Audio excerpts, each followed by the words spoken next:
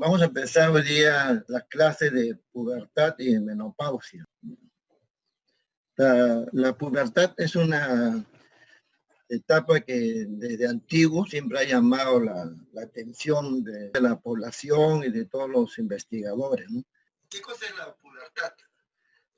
La pubertad es la culminación de una serie de eventos de maduración que empezaron desde la vida intrauterina, desde la vida fetal, y que son activados en el periodo neonatal, en la época de la lactancia, y luego entra en una etapa de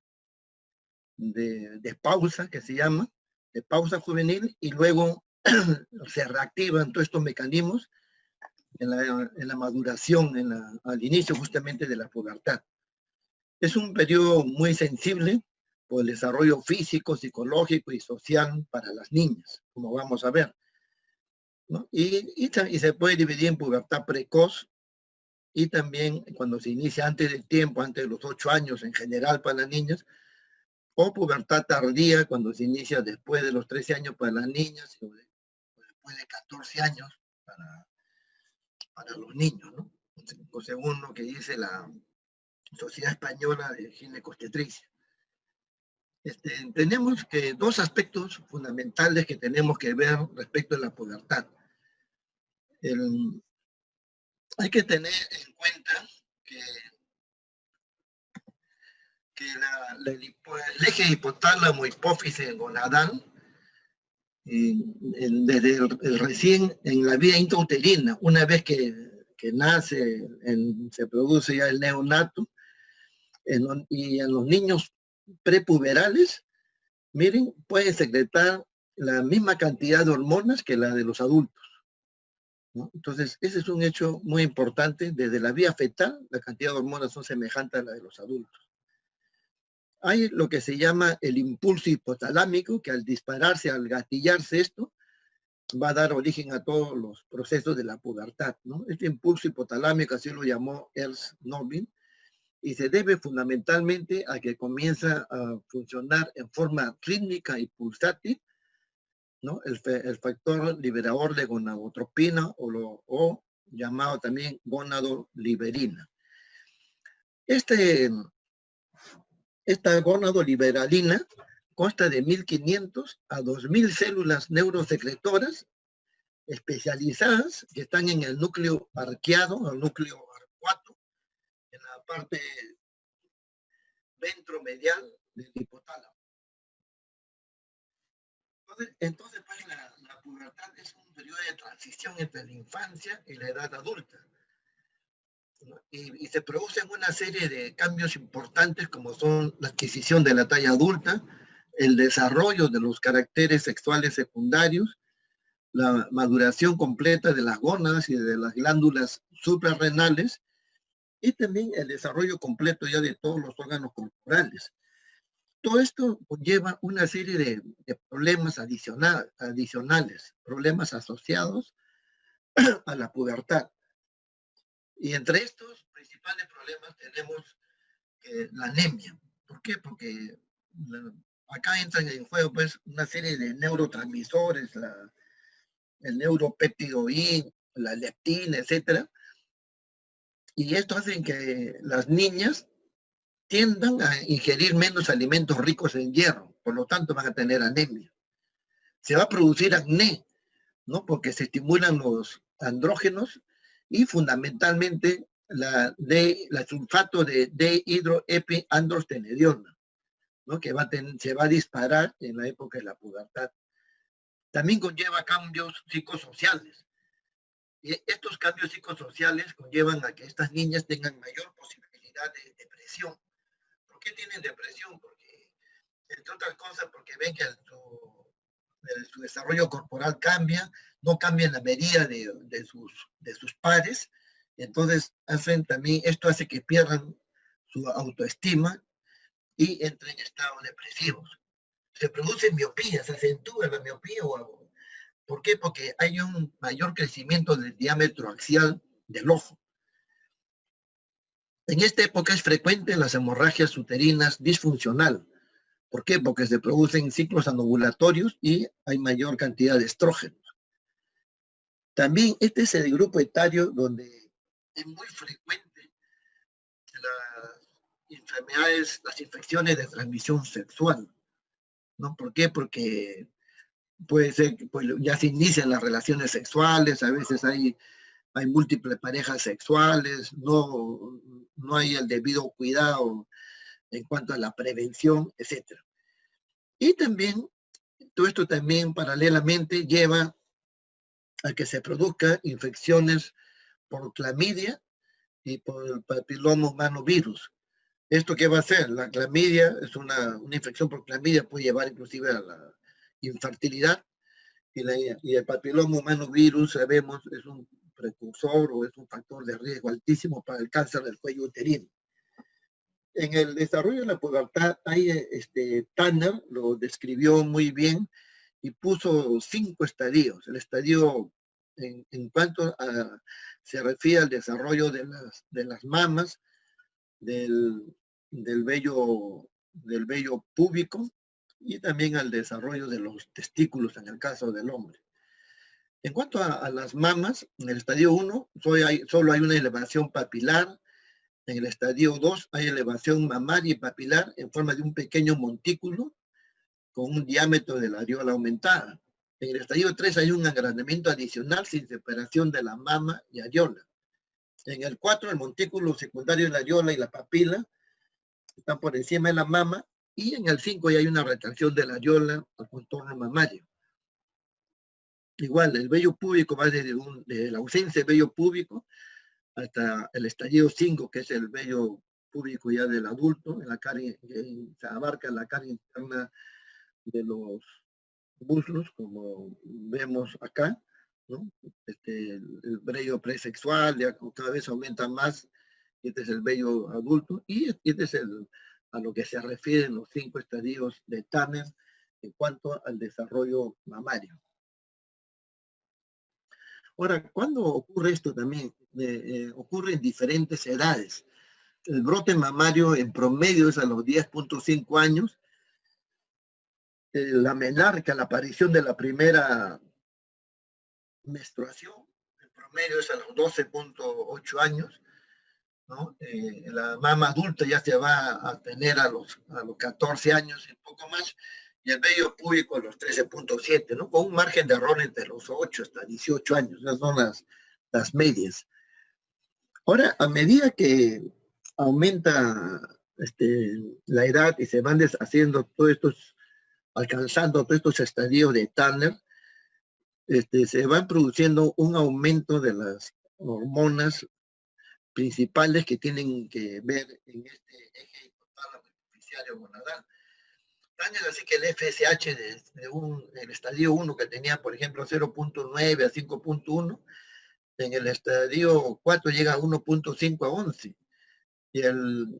Y en el adulto es de 3 a 20. Si ustedes ven estas cifras, la LH de 7 a 14, en el adulto es de 5 a 25, son más o menos parecidas, ¿no? Igual con el estradiol y con el sulfato de dihidroepiandrostenediona. Ahora, en cuanto a la edad de la menarquia, donde aparece la primera menstruación, si ustedes ven en este cuadro, ha ido disminuyendo a través del tiempo.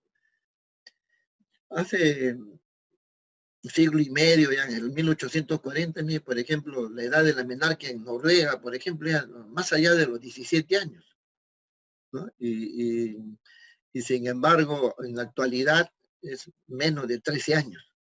Igual ocurrió en Estados Unidos, bueno, desde que hay estadísticas, en Suecia, Finlandia, en todos los países. A través del tiempo ha ido disminuyendo la edad de la menarquia. Y en este gráfico está lo que le decía a un inicio, que estas principales hormonas, desde la vida intrauterino, alcanzan valores semejantes y hasta superiores a lo que ocurre en edad adulta.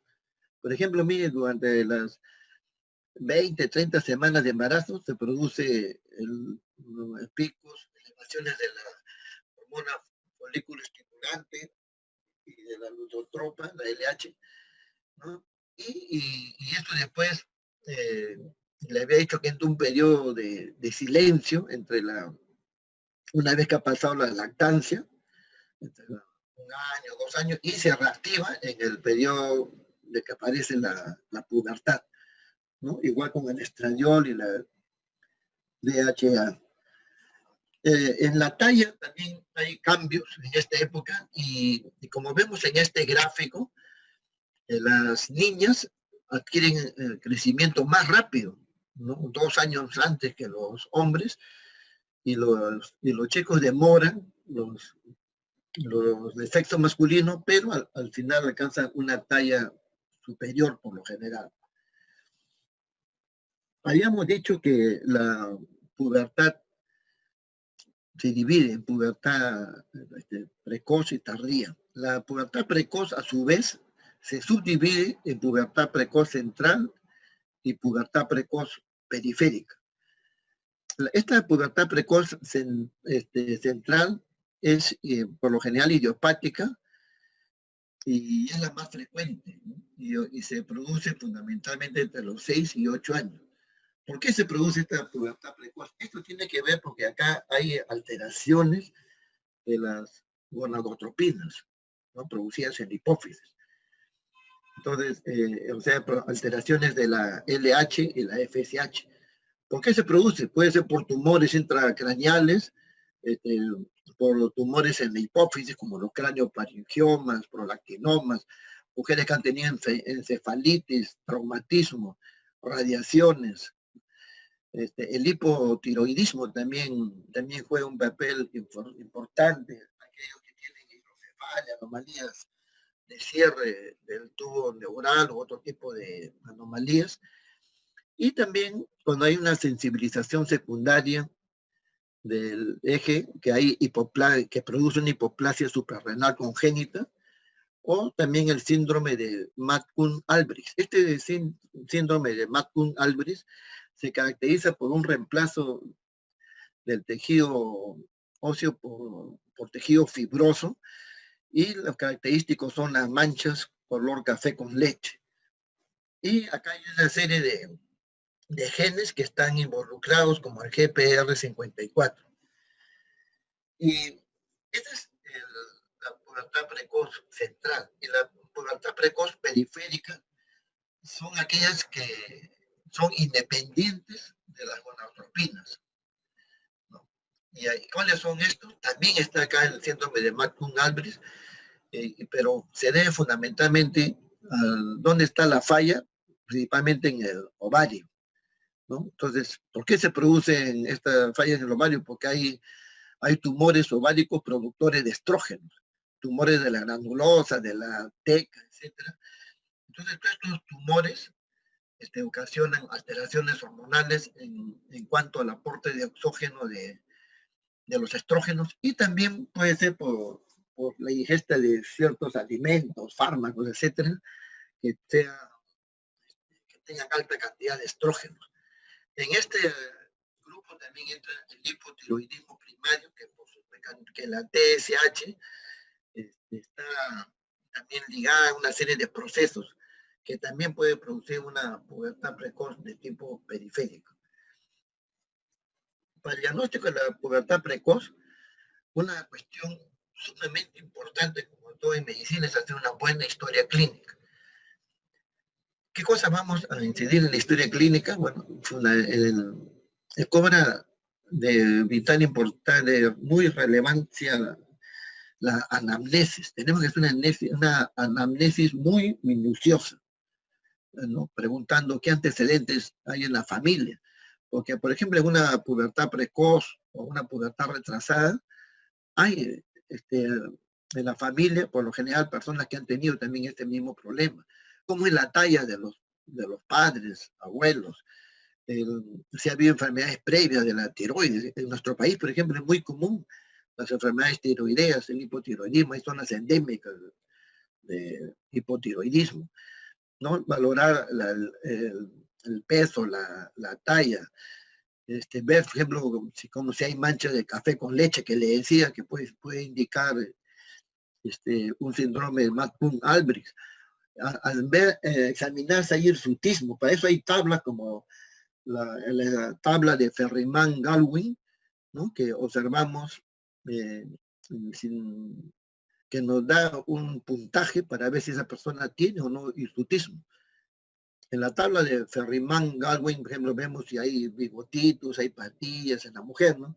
Hay barba, hay vello entre las mamas, en la espalda, la distribución del vello es androide, ginecoide, el vello en los glúteos, en la parte interna de los brazos y la parte interna de los muslos. Ahí es donde se evalúa el hirsutismo. El vello que aparece en esta parte de los brazos, eso no interesa, es en la parte interna de los brazos, parte interna de los muslos, en los glúteos, ¿no? Y también podemos hacer, lógicamente, exámenes.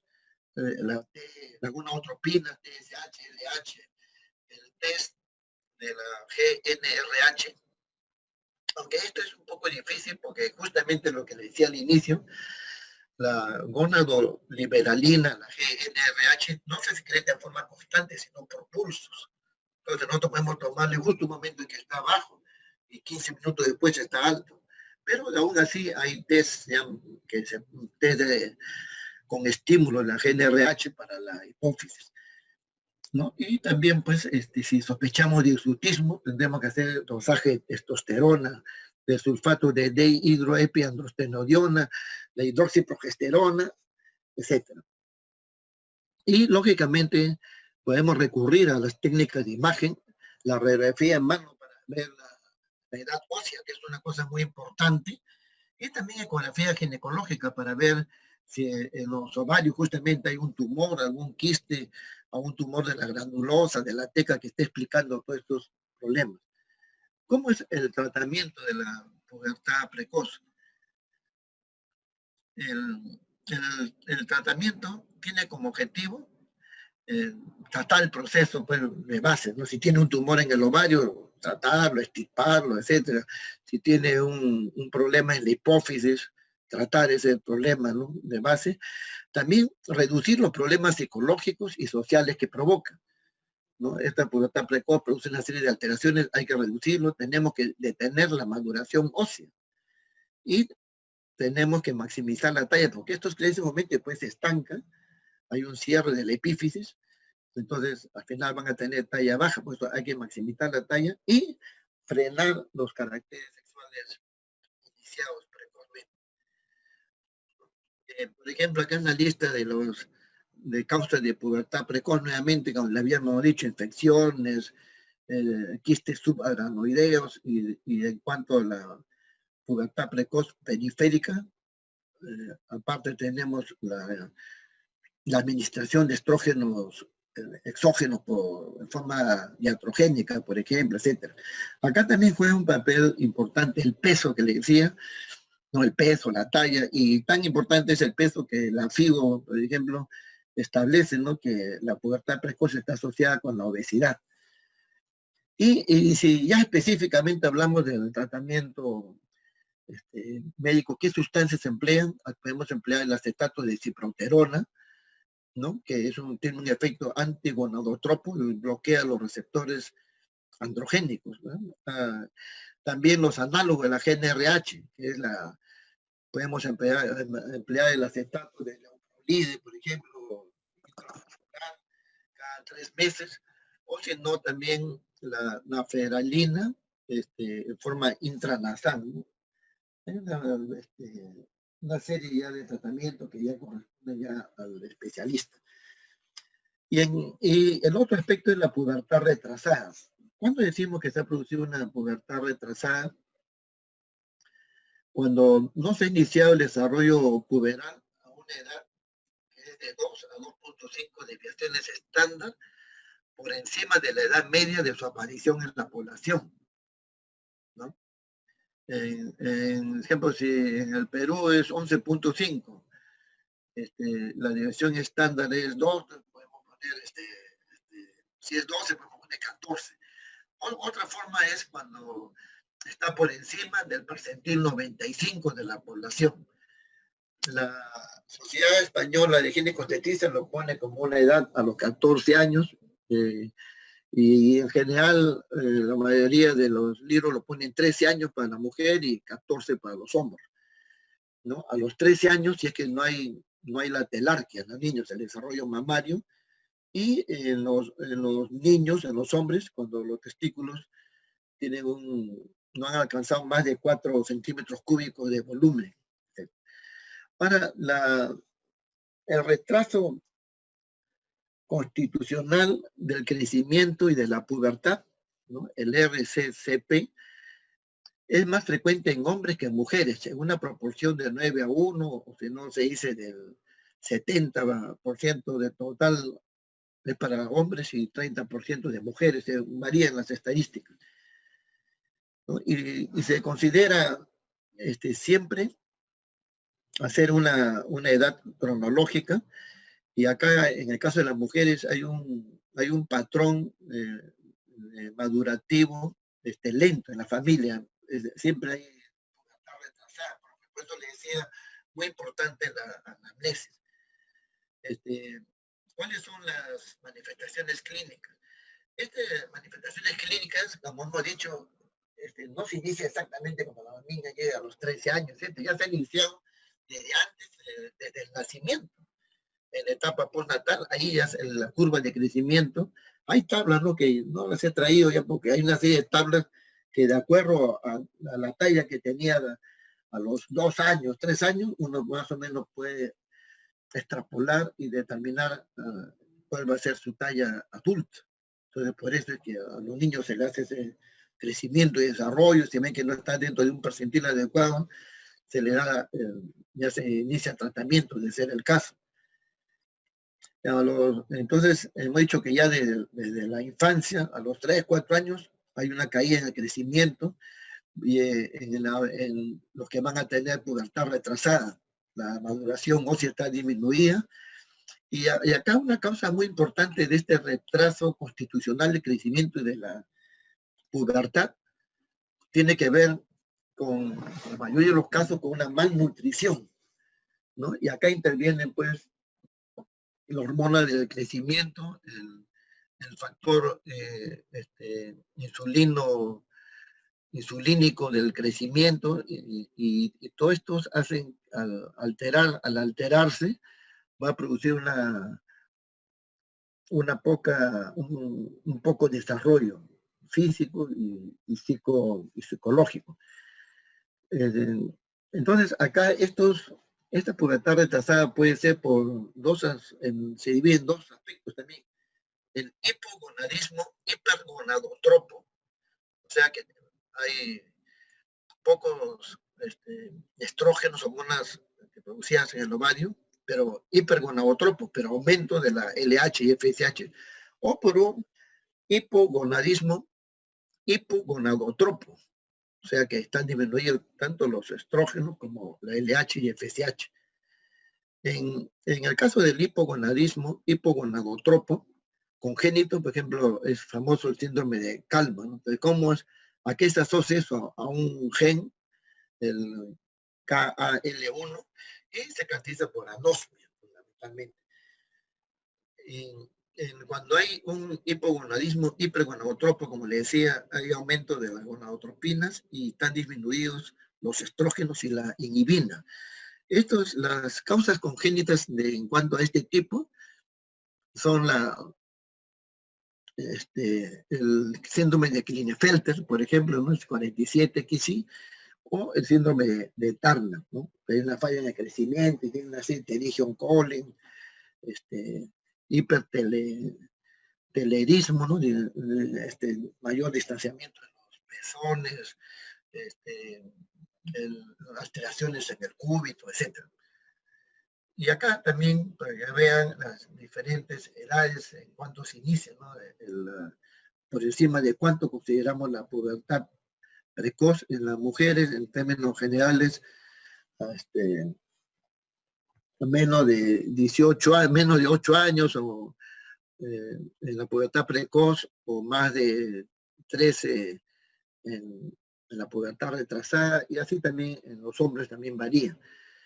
Igualmente, para este tipo de pubertad retrasada, también la anamnesis es fundamental, la exploración física semejante al otro, también los exámenes de laboratorio, sobre todo las gonadotropinas, ¿no? Y teniendo en cuenta que las gonadotropinas y también dosar la testosterona, aparte de la gonadotropina, hacer un dosaje de testosterona en niños y del estradiol en niñas.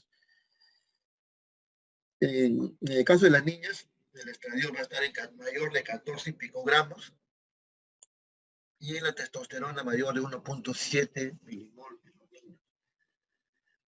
El tratamiento en esta pubertad retrasada, ¿no?, es consejería, apoyo psicológico.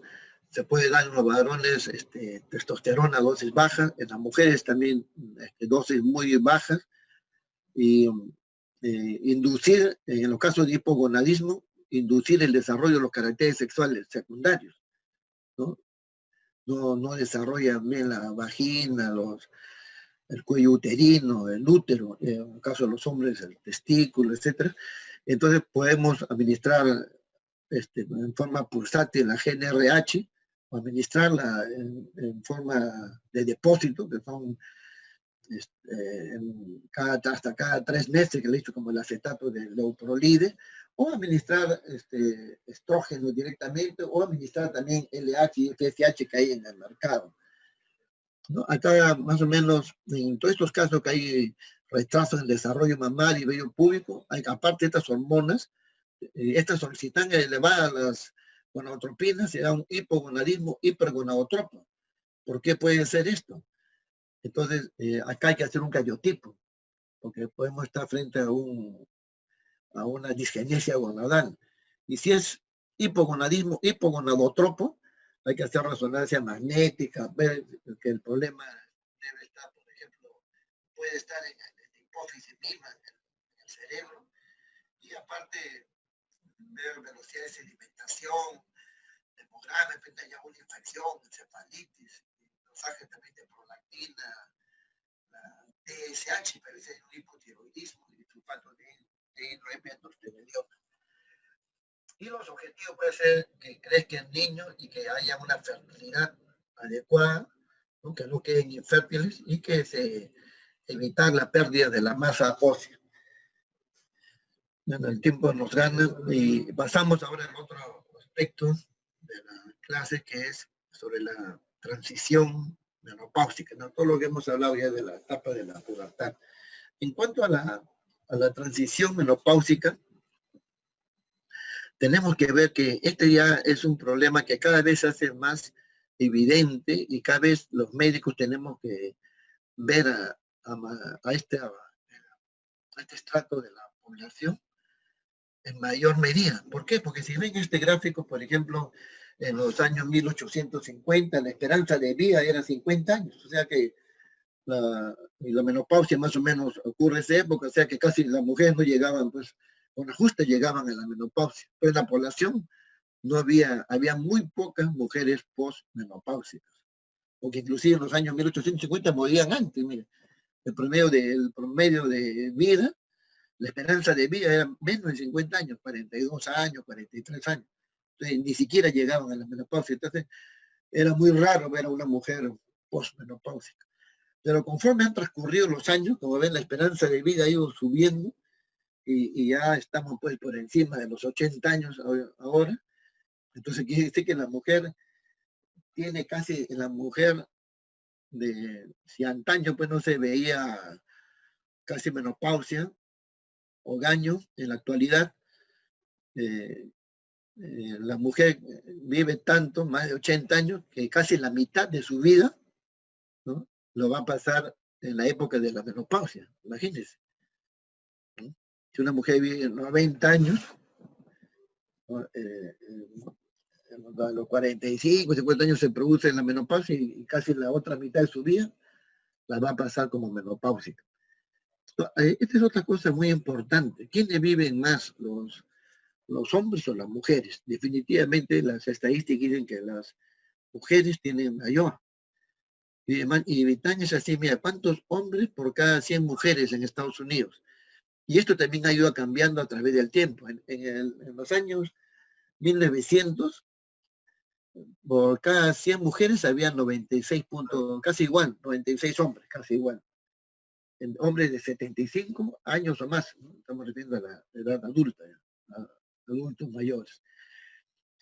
Pero conforme aumenta la esperanza de vida, ya 80 años después, el año 79, de 1900 a 1979, de 100 mujeres mayores de 85 años, ¿no? Hay 45 hombres que tienen mayor de 85 años, y se redujo drásticamente. Y así ha sido el año 2000, se ha reducido más. Ya.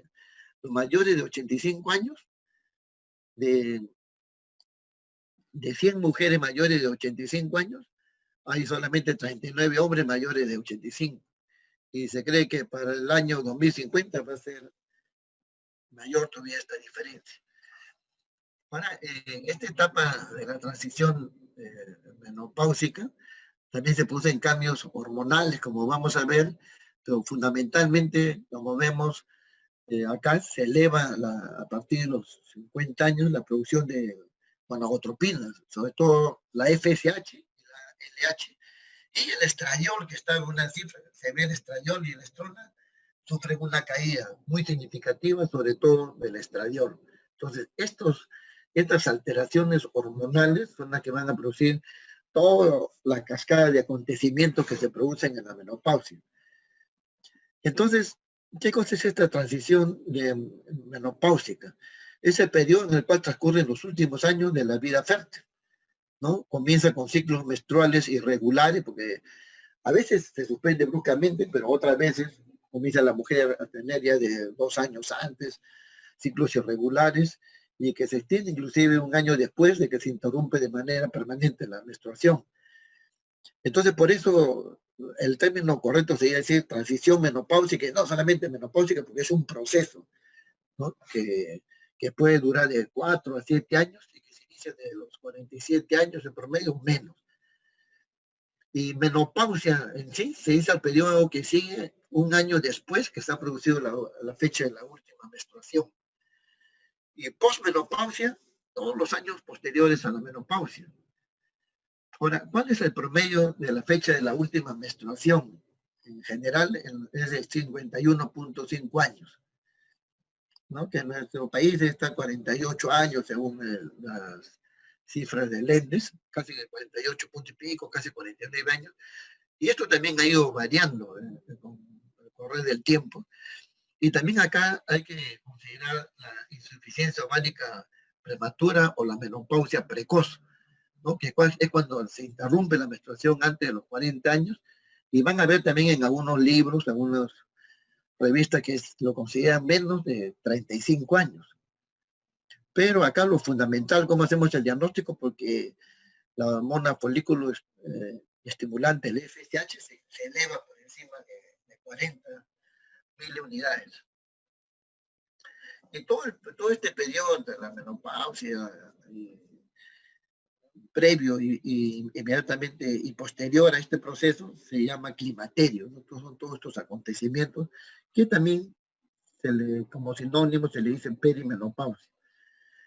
Acá este trabajo, que es el Straub, que es muy conocido, hace una división de las etapas del envejecimiento reproductivo y pone, mira, de la fecha de la última menstruación, lo considera un año antes o hasta 5 años antes y hasta 2 años después.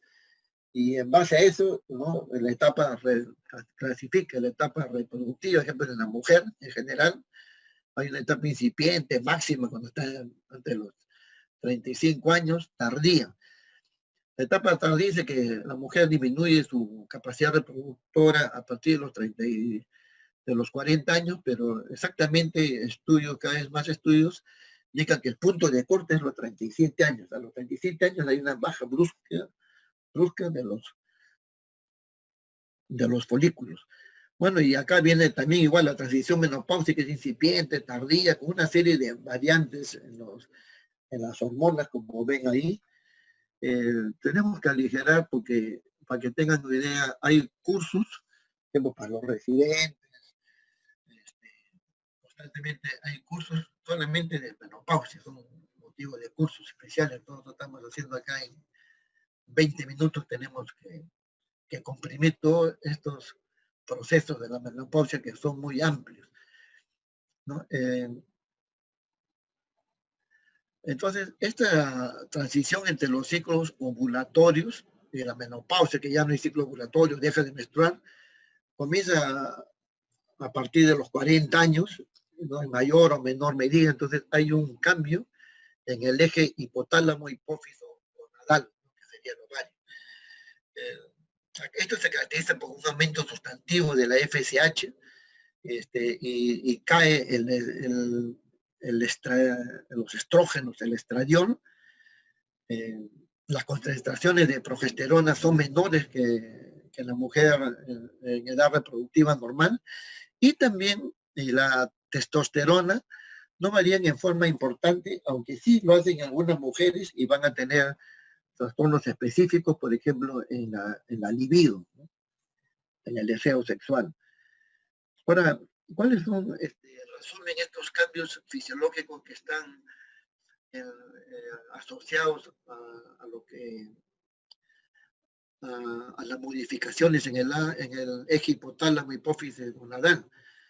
Eh, los, se altera la folículogenesis, los folículos ováricos presentan una acelerada tasa de pérdida. Usted sabe que la mujer nace con 400.000 folículos, más o menos, y en el transcurso de esta etapa se comienzan a perder esta cantidad de folículos y pierde pues su capacidad reproductiva. Los folículos se avejentan, como se les llama, y también está asociado esto a cambios de otras hormonas como la hormona antimuleriana. Esta hormona antimuleriana, que ahora se usa mucho para determinar si una mujer está fértil o no, es una glicoproteína secretada por las células de la granulosa y de los folículos secundarios, y tiene que ver con el desarrollo de los folículos antrales, ¿no? Y es un marcador de la reserva ovárica también. Entonces, cuando todo esto de la reserva ovárica también, cuando decimos que una mujer tiene reserva ovárica disminuida, según los criterios porque hay una serie de criterios, pero sí es un consenso en la ciudad de Bolonia, en Italia. Entonces hay los criterios de Bolonia, que dice que hay menos de 5 folículos centrales, el volumen ovárico disminuye, y la hormona antimuleriana disminuye a menos de 3. Esto es para que vean, uno que van en una ecografía, uno en una simple mirada en la ecografía puede ver lo que le estaba diciendo estos criterios de Bologna, que por ejemplo en la foto superior se ve un ovario con estas imágenes negritas, son los, son los folículos. Acá con ajuste se ve el ovario y ya casi no hay folículos. Entonces, ese es entonces nosotros decimos acá, así de solo ver, bueno, tenemos que medir lógicamente cuántos folículos, podemos decir, esta mujer está con reserva ovárica disminuida, y si eso le asociamos la hormona antimuleriana, no le diremos, señora, usted quiere tener hijos, pero su reserva ovárica está muy baja y por más que le demos hormonas no va a hacer, y va a tener usted que recurrir a una ovodonación, porque usted ya no va a producir óvulos. Y esto también histológicamente se ve en la etapa reproductiva, se ven los folículos primordiales, acá en la foto de la derecha, ¿no? Bueno, este puntero no sé si verán acá, y en el ovario de la menopausia histológicamente cambia totalmente. La glándula, los esteroides suprarrenales también se producen cambios. Entre los 20 y 30 años, la concentración del sulfato de dehidroepiandrostenediona alcanza su pico máximo, pero después comienza a disminuir, y, y esto también se van a afectar se reduce hasta llegar al 62%, ese pico entre los 50 y 60 años, produciendo también cambios en diferentes esferas. También en la menopausia hay un cambio en esta hormona muy importante, o esta sustancia que es la globulina transportadora de las hormonas sexuales, ¿no? Que es la SHBG. Esta SHBG, globulina transportadora de las hormonas sexuales, disminuye durante la menopausia, y esto también hace que lo que los esteroides, el estradiol, la testosterona se alteren. cambios en esta hormona. Y también hay consecuencias de todo esto. Hay una cosa fundamental, cambios en el endometrio. Cambios en el endometrio porque como hay ciclos anovulatorios, se ha producido mayor, en una primera instancia, un aumento de estrógeno libre, circulante, porque ha disminuido justamente la proteína transportadora de las hormonas sexuales. Y este aumento de estrógeno libre, circulante, va a hacer que el endometrio prolifere. Y esta proliferación va a hacer que se pueda, va a hacer que haya más posibilidad de cáncer del endometrio, que es una patología muy grave también en la mujer. ¿Y cuál es el grupo? ¿Quiénes son las mujeres que tienen más riesgo de cáncer de endometrio? Hay una triada que son la mujer diabética, mujer obesa y con hipertensión. Diabetes, obesidad e hipertensión son las que mayor riesgo tienen de hacer cáncer de endometrio. Por eso que como hay una máxima, el médico busca lo que sabe y encuentra lo que busca. Entonces yo veo una mujer que está sangrando mucho, le tomo una ecografía y también la ecografía ayuda muchísimo acá porque para medir, tenemos que medir el grosor del endometrio. En una mujer que no toma hormonas, el grosor del endometrio, una menopáusica y una que ya no menstrua, debe ser máximo 4 milímetros. Si es de 5 milímetros más, ya es endometrio grueso. Y si está tomando hormonas, debe ser hasta 9. 10 milímetros o más es endometrio grueso. En la menopáusica, postmenopáusica, en la que está ovulando, en edad reproductiva normal, no, ahí puede crecer 14, 15, no me interesa. Entonces, si yo veo que tiene el endometrio grueso, y en atención a esto, que el médico busca lo que sabe y encuentra lo que busca, entonces, caramba, ¿cómo está la presión? ¿Hay diabetes o no hay diabetes? ¿Y cómo está el peso? ¿Hay obesidad? Si tiene estos 3 factores, en riesgo puede hacer cáncer del endometrio. Pues con mayor razón hacemos la ecografía. Ahora se ha establecido los criterios de IETA. IETA es el International Endometrial Tumor Analysis. Con la ecografía se toman una serie de medidas de Doppler y hacemos una puntuación y nos va a dar un aproximado muy cercano a que si ese endometrio puede tener cáncer, la posibilidad de riesgo de cáncer, ¿no? Acá, por ejemplo, lo que le decía, la obesidad, lo que estoy diciendo, la diabetes, acá ha tenido también el síndrome de ovario poliquístico, menarquia precoz, todo esto son factores de riesgo para el cáncer de endometrio. En esta etapa, pues ya aparece, ya la mujer comienza a perder su capacidad reproductiva, como hemos dicho, aumenta la FSH, que es un mal pronóstico, y disminuye la hormona antimuleriana. Entonces, pero no sabemos cómo estará, y la mujer no desea tener hijos, entonces, si quiere, no, puede ovular, claro que puede ovular, ya no ovulará al inicio, ya no, por ejemplo, tiene 45 años, 46, nosotros no podemos descartar, señora, ya no va a ovular usted, porque de repente la regla se le suspende un mes, 4 o 5 meses, y 5 meses después menstrua y ovula y sale gestando. ¿Cómo usted dijo que no iba a salir gestando? Entonces, si no quiere tener, ya tiene más de, ya está cerca de los 50, 45 años, el esposo ya también ya es mayor, no quiere tener hijos, entonces, ¿qué anticonceptivo vamos a darle? ¿Qué tipo de anticoncepción? Entonces, tenemos que dar anticonceptivos con baja cantidad de estrógenos y los anticonceptivos combinados, tenemos que darle, tienen estrógeno y progestágeno. ¿Qué progestágeno? Vamos a darle al acetato de ciproterona que acompaña a ese etinilestradiol que viene del anticonceptivo, o vamos a darle la clormadinona, por ejemplo, o el dienogest. Hay una serie de progestágenos que tenemos que ver para ver cuál es el que vamos a acompañarlo.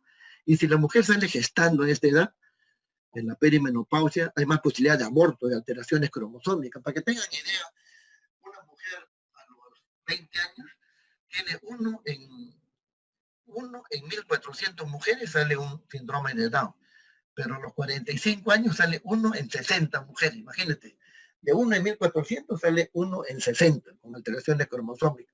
Entonces el riesgo es altísimo. Entonces, si yo sé eso, tengo que hacer pues una ecografía genética para determinar.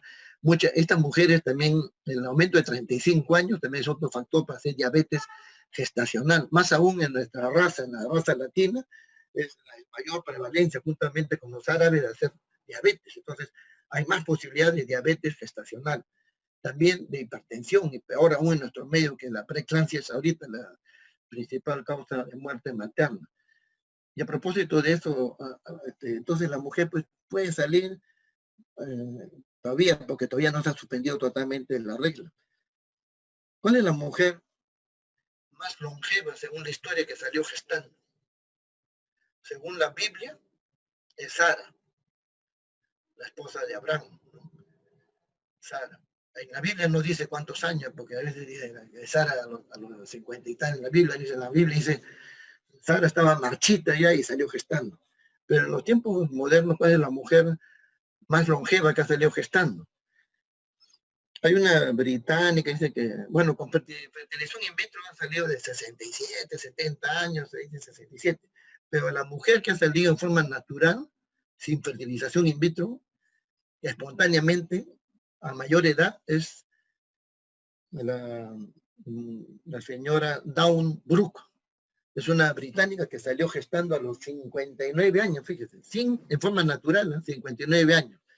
Dawn Brooke, 59 años, salió gestando. Bueno, también hay cambios en la termorregulación central. Entonces la mujer,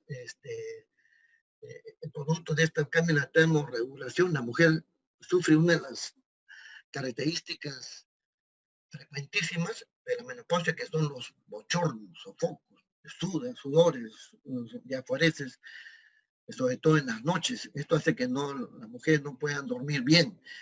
Estos son síntomas vasomotores, son muy frecuentes, hasta el 60% de las mujeres, ¿no? Padecen estos problemas y estos bochornos duran hasta un año, hasta 5 años, en todo el proceso de la transición menopáusica. Los bochornos están asociados a bajo nivel de ejercicio, pues la mujer debe hacer ejercicio, sobre todo al aire libre. Las que fuman, las obesas, etcétera, tienen más posibilidades de hacer estos bochornos. ¿Cómo son estos? La mujer súbitamente tiene una onda repentina de calor que se extiende por todo el cuerpo, especialmente en la parte superior del cuerpo y la cara, tiene calor, y comienza a sudar, ¿no? Y también se acompañan palpitaciones, ansiedad, irritabilidad, pánico. Esto dura, cada bochorno tiene una duración de 1 a 5 minutos, imagínense. Y la temperatura de la piel se seca porque hay una vasodilatación periférica. Pero 5 o 9 minutos después de iniciar el bochorno, la temperatura central desciende porque la mujer ha sudado por la transpiración. Y la frecuencia cardíaca aumenta de 7 a 15 latidos por minuto. Esto también produce cambios en el sueño. La mujer no duerme bien, entonces entra en depresión, hay alteraciones del sueño. Entonces, por eso hay que decirle que la mujer ya acostarse a una hora temprana, hacer ejercicios, evitar el estrés, beber abundante líquido, ¿no? Mire, por ejemplo, la dificultad para mantener el sueño y la dificultad para conciliar el sueño, que es el DIS y el DMS, dificultad para mantener el sueño, ¿no? A mayor número de bochornos, mayor dificultad, mayor problema del sueño. Cuando los bochornos están ausentes, solamente hay 7%. Cuando están pronunciados, 35%. Igual ocurre con la dificultad para mantener el sueño. También en la mujer, también se dice que hay una disfunción cognitiva, ¿no? Esto quiere decir que la mujer pues a veces pierde su capacidad intelectual. Eso también veremos. Lo que sí hay pérdida de la memoria, es muy frecuente, y para evitar eso también hay que evitar el tabaquismo, el consumo excesivo de alcohol. No hay que olvidar que acá también puede haber isquemias transitorias, ¿no? Cerebrales, y eso puede producir. La señorita Lebón, la delegada, todavía tengo tiempo, ¿no? Aquí, bueno, Eh, más 5. sí, ¿Cuántos minutos hay? más o menos 40 minutos. A las 10 termina la hora de la teoría. Ah, la 10 me habían dicho 9:30. Mm, Ah, ya, ah, por entonces, hoy hasta las 10, doctor, porque no hay pasito después. ah, ya. Bueno, ya, entonces, hablaremos con más calma. Otro aspecto fundamental, otros cambios importantes que se producen en la menopausia es lo que concierne al metabolismo óseo, donde hay cambios muy importantes. Acá juega un papel importante el RAN. El RAN, ¿qué cosa es? Es el activador del receptor del factor nuclear kappa beta. Activador del receptor del factor nuclear kappa beta. Este RAN es expresado por los osteoclastos y sus precursores y está involucrado en que haya mayor osteoclastos, o sea, mayor resorción ósea. Y este RAN es activado por el RAN L, que es el RAN, ¿no? El activador del receptor de factor nuclear kappa beta, L, ¿no? RAN ligando. Estos son los que están involucrados más con la resorción ósea, porque porque activan, el RAN es activado por el RAN ligando y esto promueve la formación y la supervivencia de los osteoclastos, que son los que van a producir la resorción ósea. Pero contrario a esto está la osteoprotegerina, OPG, que son más bien las que impiden la formación de osteoclastos, ¿no? Pueden bloquear al RAN y más bien favorece la formación de los osteoblastos, ¿no? Como vemos acá en estos gráficos, ¿no? Este es el RAN, que está en el RAN ligando, el RAN y el RAN ligando, que tiene que ver pues, con los osteoclastos y osteoblastos. ¿Y qué tiene que ver esto con la menopausia? En las premenopausias sanas, los estrógenos limitan la expresión del RAN ligando de los osteoblastos y por lo tanto limitan la formación de los osteoclastos, ¿no?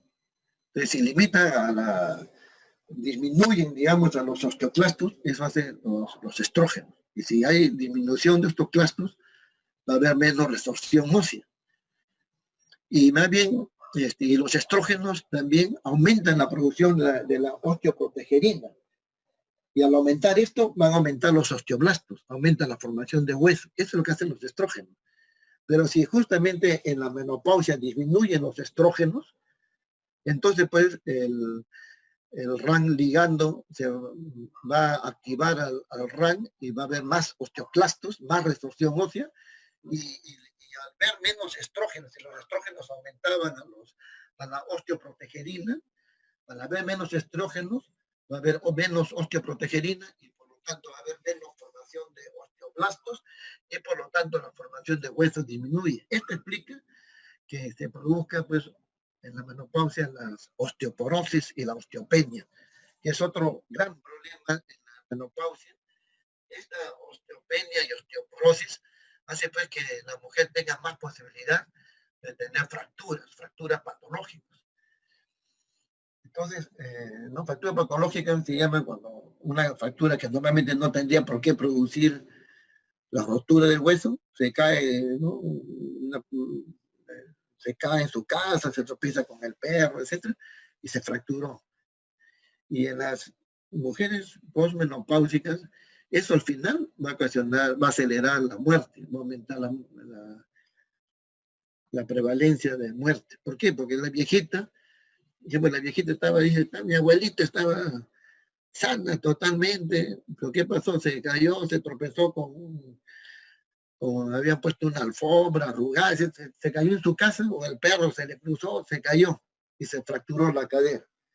Y ahí empieza ya el final de las viejitas. ¿Por qué? Porque como se cae, como tiene osteoporosis, osteopenia, producto de esto del RAN, de todo lo que estamos hablando, entonces se fractura la cadera. Y si está la fractura de la cadera, tiene que estar en silla de ruedas, porque no suelda el hueso. Pues, esta fractura de fémur, está inmóvil, y cuando está inmóvil ya no hay secreción de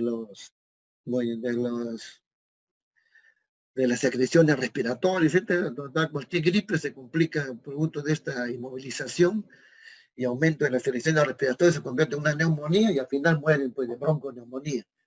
Murió de bronconeumonía la viejita. ¿Cuál fue la causa? La fractura patológica. ¿Por qué? Por la osteoporosis. Y todo eso porque se ha producido baja de estrógenos y se ha producido pues a disminución de la osteoprotegerina y aumento de los osteoclastos a través del RAN, ligando que activa el RAN. El metabolismo del calcio también se ve afectado en la menopausia, ¿no? Y por eso que la mujer tiene que tomar más calcio. Pero tampoco no es el hecho que tomar calcio, sino que necesita estrógeno, porque el estrógeno hace que el calcio entre al hueso. Porque así la mujer coma 1 kilo de calcio al día, si no tiene suficientes estrógenos, no va a hacerse el metabolismo adecuado. Entonces, como hay una baja de estrógenos en la menopausia, entonces el metabolismo del calcio está alterado y además que esto se acompaña porque hay un aumento en la resorción ósea. El calcio pues está elevado en la sangre, pero no entra al hueso. Está elevado en la sangre porque aumenta la resorción ósea, también tiene que ver la paratormona, ¿no? Que moviliza el calcio a través del incremento de los osteoclastos. Y todo esto va a producir pues un aumento de la concentración sérica del calcio. Acá tener en cuenta que la vitamina D, ¿no? La provitamina D, el 17 con colesterol, se va a convertir en colecalciferol a través de la luz ultravioleta del sol. Y esto va a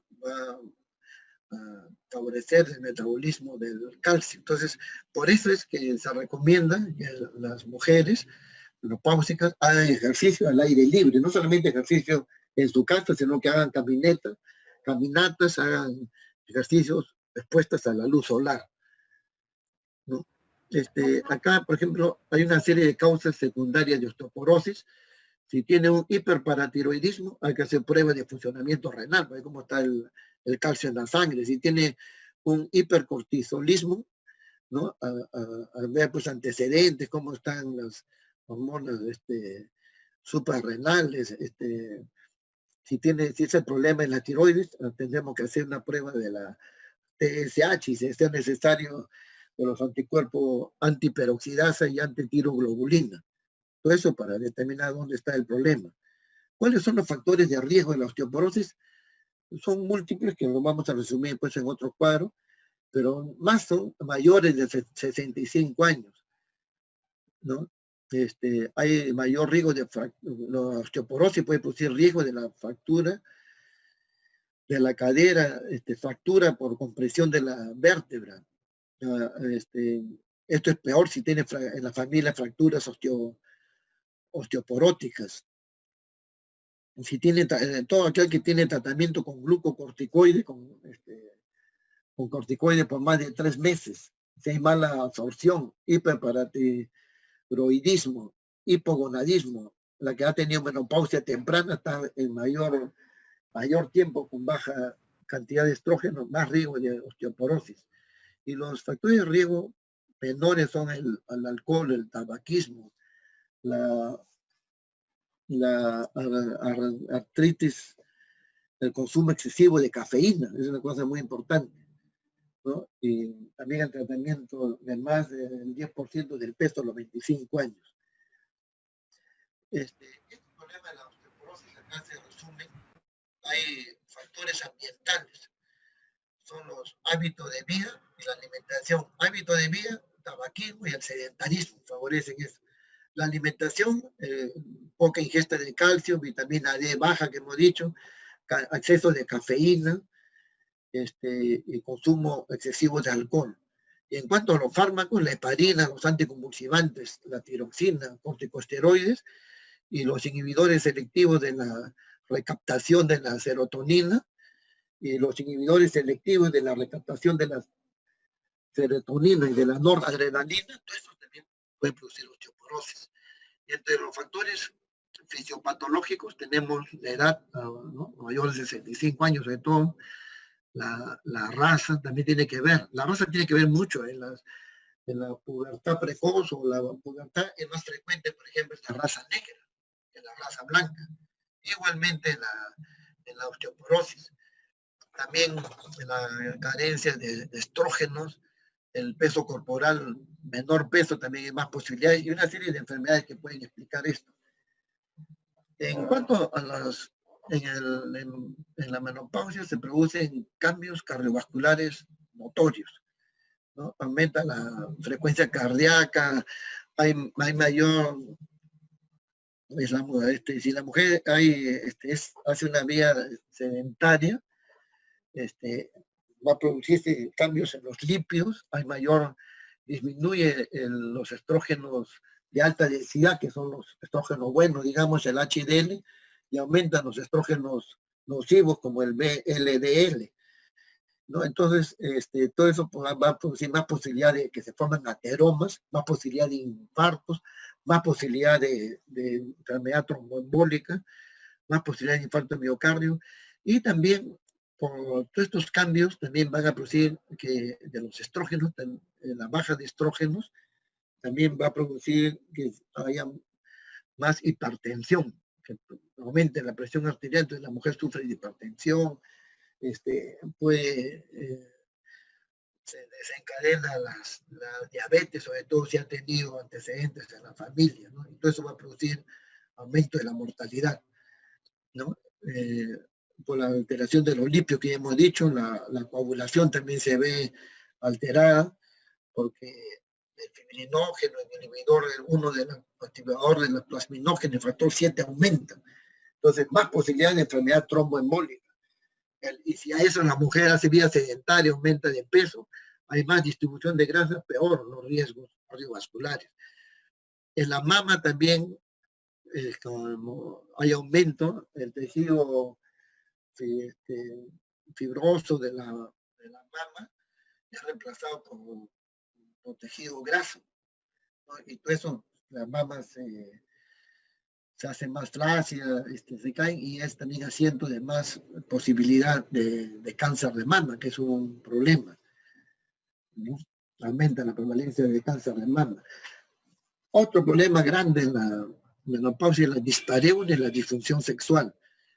El epitelio producto de la falta de estrógenos, el epitelio de la vagina se hace más delgado, se adelgaza, entonces la vagina pierde su trofismo, y un primer signo de esta deficiencia de estrógeno, del hipoestrogenismo, es la sequedad vaginal, hay sequedad vaginal. Y también esto también influye estos estrógenos influyen en el trofismo de los músculos del piso pélvico. Entonces, va a haber también, se hace más laxo el piso pélvico, entonces, en consecuencia, hay sequedad en la vagina, alteración del piso pélvico, y va a haber dolor al tener relaciones, dispareunia. Y este dolor también se asocia a otros trastornos ya de la esfera sexual que hemos dicho, por alteraciones en la testosterona, que hay disminución de la libido, ¿no? Y se altera la libido, se alteran las fases de la respuesta sexual humana, que son la excitación, hay anorgasmia. Entonces, hay pues disfunciones sexuales importantes que se producen en la menopausia, ¿no? También el prolapso por la deficiencia de este estrógeno, se produce prolapso de los órganos genitales y esto aumenta la dispareunia, el disconfort al tener relaciones, etc. ¿No? Hemos dicho que la vagina se adelgaza en su trofismo, pierde el trofismo porque hay pérdida de colágeno, pierde el tejido adiposo y pierde la capacidad de retener agua. Entonces las paredes vaginales se encogen, se arrugan. El pH también de la vagina se altera, ¿no? Entonces, al alterarse el pH vaginal, la mujer es más propensa pues, a que se produzcan las vaginitis, ¿no? Ya sea por tricomonas, por vaginosis, por hemófilos, una serie de gérmenes ¿Por qué? Porque se ha alterado el pH vaginal y también, por lo que estamos diciendo, que se adelgaza el epitelio, se forman fisuras, microfisuras, y por ahí entran gérmenes, más vaginitis, más dolor, más dispareunia, más prurito, etc. Entonces, todo eso altera pues la vida sexual. Hay importantes cambios en la esfera psicosocial. La mujer, por todas estas alteraciones hormonales que tienen que ver con la recaptación de la serotonina, la noradrenalina, que están involucrados en estos cambios a través del eje hipotálamo hipoficiario, va a producir estos cambios psicosociales y a esos acompañan hechos, como es que el esposo se va, muere, por ejemplo, o los hijos ya se crecen, se casan y se produce lo que se llama el síndrome del nido vacío. Síndrome del nido vacío. La mujer queda sola, hay un sentimiento de soledad, a mayor depresión. ¿No? El aparato urogenital, ya refiriéndonos específicamente a los prolapsos, se acentúan, más aún si a esta mujer le han hecho una histerectomía, le han sacado los ovarios, peor todavía, entonces va a haber problemas de pérdida de orina, incontinencia de orina, de urgencia y de esfuerzo, ¿no? Que son dos tipos de incontinencia de orina que después verán ustedes. En la piel, cambios importantes, la piel pierde pues el colágeno, entonces la piel se arruga, aparecen arrugas, pruritos en la piel. También hay cambios, cuando disminuyen los estrógenos, se producen problemas dentales también, hay pérdida de los dientes, alteraciones en los dientes también que tienen que ver con osteoporosis, y todo eso hace que nosotros tengamos que valorar a la paciente de una forma integral, ¿no? Hacer, no solamente verle como un maniquí, cómo está su estrógeno, cómo está el útero, ¿sí? Sino ver en forma integral, ver por su bienestar, ¿no? O sea, por el bienestar físico y también psicosocial, ¿no? Entonces, eso es lo que se llama pues, la promoción de la salud, que adquiera estilos de vida saludables, ¿no? Eso es lo que nosotros tenemos que promocionar. Y tenemos que hacer una anamnesis, tenemos que hacer pruebas de laboratorio, ¿no? Está la FSH aumentada, cómo están los lípidos, cómo está la función cardiovascular, todas esas situaciones tenemos que ver. Bueno, y así vemos pues que hay una serie de síntomas y cambios que se acompañan en la menopausia, trastornos psicológicos, depresión, cefalea, los bochornos que ya hemos dicho, las hemorragias uterinas anormales. Todo eso tenemos que hacer, por ello, aparte de las análisis, un estado, una exploración física muy minuciosa, evaluar el estado cognitivo, si hay un deterioro de las funciones mentales, los datos, evaluar la piel. Hay un estudio, ¿no? El estudio de las enfermeras, un estudio clásico, que decía que hay una alteración del estado cognitivo, pero después eso ha quedado en duda, lo que en sí hay pequeños trastornos en la memoria, etcétera. En el examen físico hemos hecho el examen ginecológico, aparte de un examen ginecológico integral, evaluar las mamas, la exploración pélvica, lo que hemos dicho, ¿no? Cómo está la vagina, el cuello del útero, cómo están, cómo manejamos estos síntomas. Para eso recurrimos a la terapia de reemplazo hormonal, TRH. Entonces, si hay estos síntomas vasomotores, tenemos que, si hay estos síntomas vasomotores, con la hormonoterapia de reemplazo se puede mejorar muy importantemente, ¿no? Entonces, por eso tenemos que poner en la balanza, antes de dar hormonoterapia de reemplazo, tenemos que evaluar dos órganos blancos, las mamas y el endometrio. Hemos dicho que el endometrio, por los estrógenos que habían quedado en un inicio que no estaban ligados a la hormona transportadora de las hormonas sexuales, pueden alterar directamente el estrógeno y además posibilidad de cáncer de endometrio. Y si nosotros le damos más estrógeno, podemos afectarlo. Entonces, tomar una ecografía y ver el grosor del endometrio. Si no toma hormonas, tiene que tener hasta 4 milímetros máximo. Y si toma hormonas, hasta 9 milímetros del grosor del endometrio. y evaluar la mama. ¿Cómo evaluamos? Fundamentalmente con una mamografía, porque si nosotros hacemos palpación, vamos a palpar un tumor de 2 centímetros, ¿no? Cuando ya 2 centímetros es un tumor grande. En cambio, con la mamografía, que es el examen de elección, podemos detectar microcalcificaciones y eso nos puede ser un factor ya de predicción de que se avecina un cáncer de mama.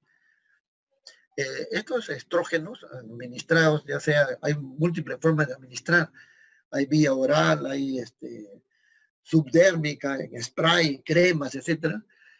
También hay administrarlos en forma vaginal. La administración vaginal va a mejorar así rápidamente, en un periodo de una semana, 10 días, la administración mejora el trofismo de la vagina y también mejora las alteraciones de la incontinencia urinaria de urgencia, por ejemplo, que la mujer no puede aguantar la orina, le viene un deseo súbito de orinar, con administración de estrógenos, administración de estrógenos vaginales, podemos mejorar esa situación. Ahora, la terapia de reemplazo hormonal, para que tengan idea ya, para ir terminando, se inicia en Estados Unidos en 1940 con la administración de estrógenos conjugados equinos, nombre comercial Premarin, que hasta ahora es 1940, o sea, hace 80 años, ¿no? Y en esa época se administraban grandes dosis a través del tiempo, ha ido disminuyendo hasta llegarse a usar el Premarin de 0.625 miligramos y ahora inclusive la mitad de eso, 0.312. Y porque se asoció esto de los estrógenos. Bueno, en Estados Unidos pues las mujeres siempre han usado, en el Perú muy pocas, proporcionalmente con los países de Europa, Estados Unidos, una pequeñísima cantidad de mujeres usan hormonas. Y peor que cuando salió, hay 2 estudios, o un estudio paradigmático en todo esto, que es el estudio del WHI, Women Health Initiative, ¿no?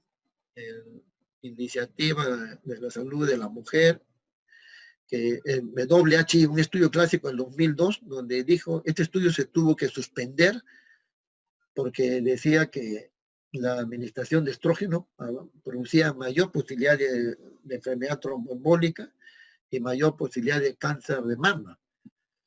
Y este estudio consistía en dar en 2 grupos de población y también comparada con a una mujer se le daba placebo y a otra se le daba, a la que tenían útero, se le daba estrógeno más progesterona para evitar el cáncer de endometrio. Y a las que no tenían útero, no tenían endometrio, se le daba solamente estrógenos puros. Y bueno, cuando se administra en el año 40 el Premarin, se dice pues que para contrarrestar los efectos dañinos de los estrógenos había que dar terapia combinada, estrógeno más progesterona, ¿no? Y que producía en el aparato cardiovascular, aumenta la producción, por ejemplo, del DHL, disminuye el VLDL, que es el dañino, VLDL, y por lo tanto disminuye la posibilidad de hipertensión arterial, disminuye los infartos al miocardio, etc. Y se daba pues en forma combinada. Y este estudio de WHI dijo que no era así, que en todo caso el mejor pronóstico era administrar estrógenos puros, en pequeñas dosis. No, la terapia de reemplazo, entonces, en medio de todo esto que causó este estudio de WHI a 18 años atrás, causó pues un paradigma, un antes y después en el uso de los estrógenos, porque gran parte de la industria farmacéutica que se dedicaban a estos productos se vino abajo. Ya no vendían, pues vendían a todo el mundo, vendían las hormonas. Se vino abajo y después se vio. Sería bueno que ustedes lean ese estudio, porque este estudio ha sido analizado por diferentes investigadores, epidemiólogos, etc. Se vio que había un sesgo y en conclusión, 15 años después del WHI, se vio que no era también como se había pintado, porque había cáncer de mama, porque la población sujeto a la cual se administró eran de más edad. Y lógicamente, si yo comparo una mujer de 40 años con una de 80, la que tiene más posibilidad de un montón de hormonas va a tener, de hacer cáncer de mama, va a tener la de 80 años que la de 40. Y en este estudio habían entrado muchas mujeres añosas, muy de avanzada edad, entonces no era, había mucho sesgo. Entonces, la conclusión, para resumir todo esto, es que se debe dar hormonoterapia reemplazo o no se debe dar. La respuesta es sí se debe dar, pero dar un tratamiento, lo que se llama tratamiento tipo sastre. ¿Qué cosa es tratamiento tipo sastre? Tratamiento a la medida de cada persona. Esta señora es obesa, etcétera, le daré un tipo de tratamiento. Esta señora está en riesgo de osteoporosis, porque también la monoterapia de reemplazo disminuye la osteoporosis en alguna forma, también, ¿no? Por los RAN que hemos hablado, etcétera. Le daré cierta cantidad. Ahora, ¿qué dosis le voy a administrar? Lo voy a administrar por vía oral. Se ha visto que la administración vía oral tiene más efectos secundarios que administrando a través de la piel. Entonces, hay spray también que se da a través de la piel.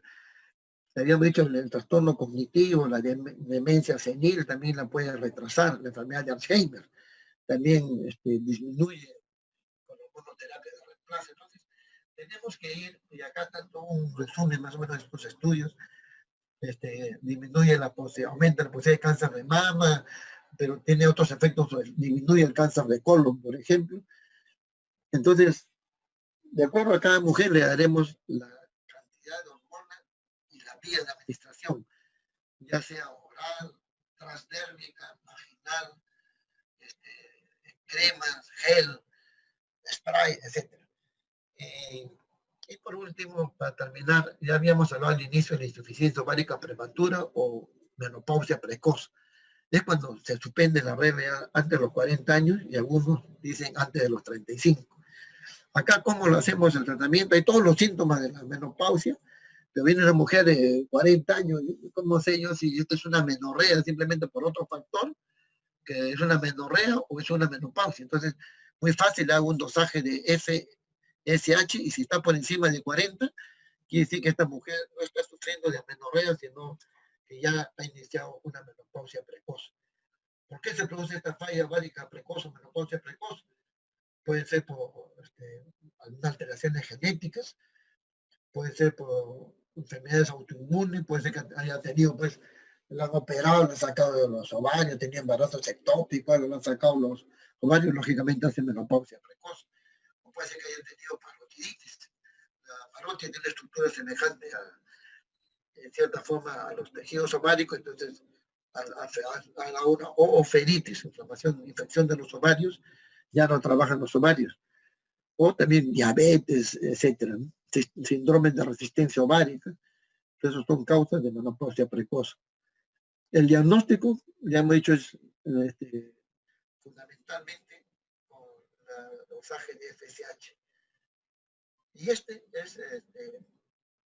lo que le decía el Women's Health Initiative, el WHI, ¿no? Donde acá, pues, por ejemplo, la trombosis, dando tanto estrógeno puro como estrógenos combinados, aumentaban el riesgo. ¿Qué cosa disminuía el riesgo? Contra la terapia combinada, estrógeno más progesterona, disminuía el riesgo de cáncer colorectal, pero aumentaba el riesgo de cáncer de mama, mía, contra lo que se creía, y más bien el estrógeno puro no alteraba la incidencia de cáncer de mama, y si le damos con progesterona, disminuía el riesgo de cáncer de endometrio, pero ambas disminuían las fracturas óseas. Y al final, la prevalencia de muerte no se alteró. Ese fue el WHI, pero después ya vino todo esto, esta reevaluación de este estudio, ¿no? En lo que en una época pues, se dijo, se suspendió, inclusive el estudio se tuvo que suspender porque se estaban produciendo todas estas alteraciones. Una vez que se suspendió, se ha vuelto a reevaluar y se ha visto que sí se puede dar, pero dando un tratamiento individualizado a la medida de cada persona. Bueno, creo que ya nos hemos pasado del tiempo, así que acá terminaremos. Muy bien, señorita Lebón. Entonces, ya damos por terminar, van a empezar su paso, ¿no? Su otra actividad, ¿no? Sí, doctor. Sí. Doctor Santiago Cabrera, muchas gracias. Corresponde ahora de repente algunas preguntas que quieran hacer los alumnos. Si hubiese alguna pregunta.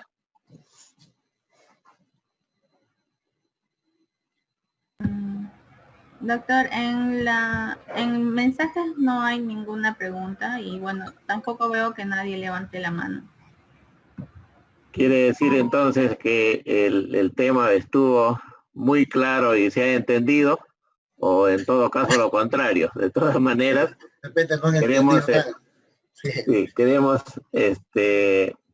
agradecer la ponencia del doctor Santiago Cabrera. Creo que ahí hay una pregunta. Sí, doctor, sí. Hay una. A ver, la pregunta dice, ¿en qué caso se indicaría? A ver, no sé, yo lo leo, doctor. Si no. A ver, por favor, Ya, de parte de Leticia dice, doctor, buenos días. ¿En qué caso se indicaría suplementos de calcio en una mujer menopáusica? Esa es una. Y si es necesario darlo junto a un fijador, como alendronato y vitamina D. Ya,